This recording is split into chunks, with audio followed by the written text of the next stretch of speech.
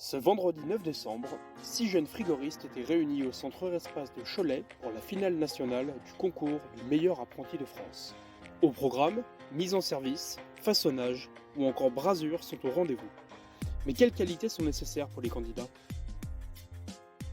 Alors plusieurs choses sont nécessaires, je pense, méthodiques, respecter les règles, que ce soit les règles de sécurité, les règles de l'art surtout, être calme, puis voilà, après le savoir-faire qu'ils ont depuis les quelques années qu'ils travaillent, parce qu'ils sont relativement jeunes parmi eux, donc puis nous montrer ce qu'ils savent faire.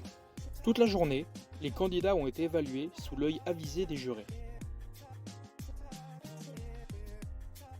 Qu'est-ce qui vous a poussé à faire les MAF? C'était de connaître des gens justement et de me perfectionner dans le technique et dans la précision.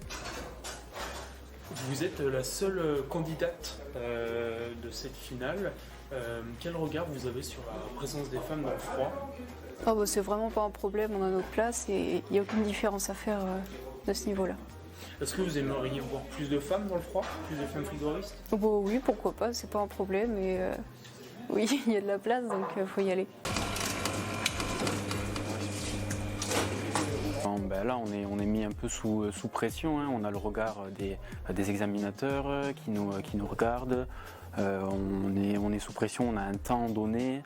Donc c'est vrai que c'est assez compliqué de gérer tout ça. Mais il faut se mettre dans une bulle tranquillement et puis ça va de soi. À la fin de la journée, ce sont 4 candidats qui ont été reçus. Félicitations à Thelma Briand, Arnaud Martinez, Alexandre Chéré et Nathan Bican. Rendez-vous au mois de février pour la remise des médailles à Paris.